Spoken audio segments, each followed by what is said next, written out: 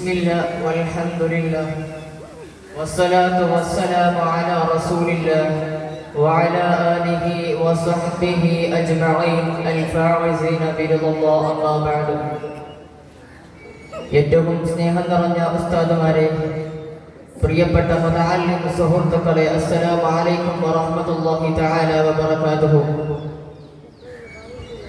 ക്രിസ്താബ്ദം 570 മാനവ ചരിത്രത്തിന് മറക്കാനാവാത്ത വർഷം. അനുഗ്രഹീതവും ദീപ്തവുമായ തിരുപിറവിയുടെ വിസ്മയങ്ങൾ പ്രപഞ്ചത്തിൽ മായിക പ്രഭ ഉണർത്തിയ കുലീനവും പാരമ്പര്യവും ചേർന്ന് നിൽക്കുന്ന ഉന്നത കുടുംബത്തിലാണ് പ്രവാചകർ മുഹമ്മദ് മുസ്തഫ സല്ലല്ലാഹു അലൈഹി വസല്ലമ തങ്ങൾ ജനിക്കുന്നത്. ഒരു അസാധാരണ ജന്മമായിരുന്നില്ല നബി സല്ലല്ലാഹു അലൈഹി വസല്ലമ തങ്ങളുടേത്. നബി സല്ലല്ലാഹു അലൈഹി വസല്ലമ തങ്ങൾ ജനിച്ച അന്ന് സർവ്വ പ്രതിമകളും നിലം പതിച്ചു. അനേകം വർഷമായി പേർഷ്യൻ ജനത ആരാധിച്ചിരുന്ന അഗ്നികുണ്ഡ് അണഞ്ഞു. സാപതടാകം വറ്റിവരണ്ടു. കിസ്റ ചക്രവർത്തിയുടെ കോട്ട പ്രകമ്പനം കൊണ്ടു. അദ്ദേഹം തന്റെ ആധിപത്യം തകർന്നത് സ്വപ്നം കണ്ടു. നബി സല്ലല്ലാഹു അലൈഹി വസല്ലമ തങ്ങളെ സ്നേഹിക്കലും അവിടുത്തെ അവദാനങ്ങൾ ഉറവിടയിലും നന്മ നിറഞ്ഞ ഒരു ആരാധനയാണ്. ഇന്നല്ലാഹു വമലായികതഹു യുസല്ലൂന അലൻ നബി യാ അയ്യുഹല്ലദീന ആമനൂ സല്ലു അലൈഹി വസല്ലിമു തസ്ലീമാ. അല്ലാഹുവും അവന്റെ മാലാഖമാരും നബി സല്ലല്ലാഹു അലൈഹി വസല്ലമ തങ്ങളെ വാഴ്ത്തുന്നുണ്ടെന്നാണ് അല്ലാഹു സുബ്ഹാനഹു വ തആല ഖുർആനിലൂടെ പറഞ്ഞത്. ഇസ്ലാമിലെ ആസ്വാദന കലകളിൽ ഏറ്റവും സ്ഥാനം അലങ്കരിക്കുന്ന ഒന്നാണ് കാവ്യമാണ് ബുർദ. ബുർദയെ നാം ജീവിതത്തിൽ പതിവാക്കണം. ഐഹികവും പാരത്രികവുമായ എന്ത് ലക്ഷ്യവും ബുർദ പാരായണത്തിലൂടെ നമുക്ക് സഫലീകൃതമാകും. ഇമാം ബൂസൂരി മുതൽ എല്ലാ മഹാന്മാരും ബുർദയുടെ രസം അനുഭവിച്ചറിഞ്ഞവരാണ്.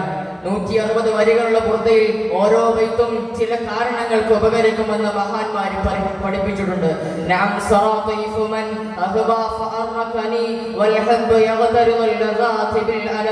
എന്ന കാവ്യശകലം ഇശാ നിസ്കാരത്തിന് ശേഷം നാം പതിവാക്കിയാൽ നബി സല്ലല്ലാഹു അലൈഹി വസല്ലമ തങ്ങളെ നമുക്ക് സ്വപ്നത്തിൽ കാണാം. ലാ യുമിനു അഹദകും ഹത്താ അകൂന അഹബ്ബ ഇലൈഹി മിൻ വാലിദിഹി വവലദിഹി വന്നാസി അജ്മഈൻ. നിങ്ങളെക്കാളും നിങ്ങളുടെ മാതാപിതാക്കളെക്കാളും നിങ്ങളുടെ സന്താനത്തെക്കാളും മറ്റെന്തിനേക്കാളും എന്നെ സ്നേഹിക്കുന്നത് വരെ നിങ്ങൾ യഥാർത്ഥ മുഅ്മിനാവുകയില്ല എന്നാണ് അവിടുന്ന് പഠിപ്പിച്ചത്. ഇസ്റാ മിഅ്റാജ് കഴിഞ്ഞു വന്നതിന് ശേഷം 6ാം ആകാശത്ത് വെച്ച് മൂസാ നബി അലൈഹിസ്സലാമിനെ കണ്ടുമുട്ടുകയാണ്. മൂസാ നബി അലൈഹിസ്സലാം ചോദിച്ചു, നിങ്ങൾക്ക് എന്താണ് അല്ലാഹു സമ്മാനമായി നൽകിയത്? അപ്പോൾ നബി സല്ലല്ലാഹു അലൈഹി വസല്ലം തങ്ങൾ പറഞ്ഞു, 50 വഖ്ത് സമ്മാനമായി നൽകിയിട്ടുണ്ട്.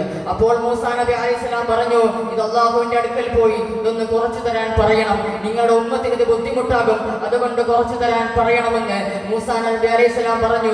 അങ്ങനെ നബി സല്ലല്ലാഹു അലൈഹി വസല്ലം അല്ലാഹുവിന്റെ അടുക്കലേക്ക് 50 പ്രാവശ്യം പോയിട്ടുണ്ട്. അങ്ങനെയാണ് 5 വഖ്താക്കിയത്. നബി സല്ലല്ലാഹു അലൈഹി വസല്ലം തങ്ങൾക്ക് 50 വഖ്ത് നിസ്കരിക്കാൻ കഴിവില്ലാത്തത് കൊണ്ടല്ല, 50 വഖ്ത് നിസ്കരിക്കാൻ ബുദ്ധിമുട്ടുണ്ടായത് കൊണ്ടല്ല.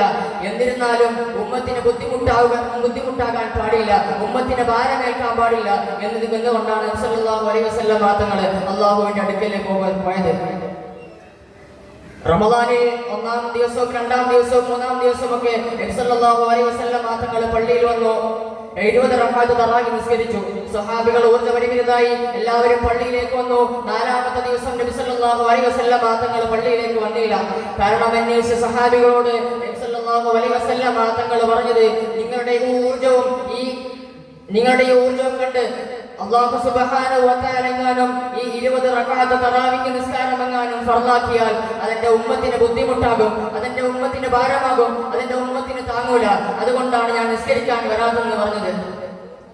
ലൗലാ നശഖ അലാ ഉമ്മതിഹി ലഅമർതുഹും ബിസ്സിവാഖി ഇന്ന കുല്ലി വുളൂഹി എന്നാണ് നബി സല്ലല്ലാഹു അലൈഹി വസല്ലം തങ്ങൾ പറഞ്ഞത്.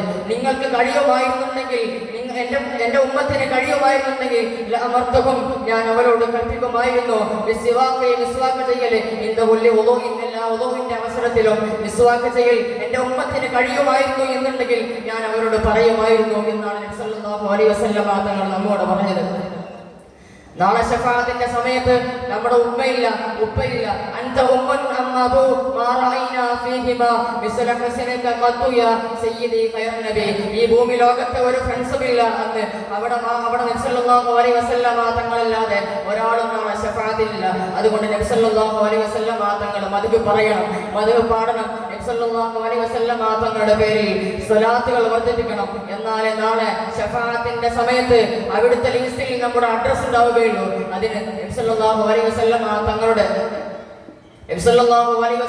തങ്ങളുടെ മേലിൽ സ്വലാത്ത് വർദ്ധിപ്പിക്കണം എന്ന് ഓർമ്മപ്പെടുത്തി ഞാൻ എന്റെ വാക്കുകൾക്ക് വിരാമമിടുന്നു.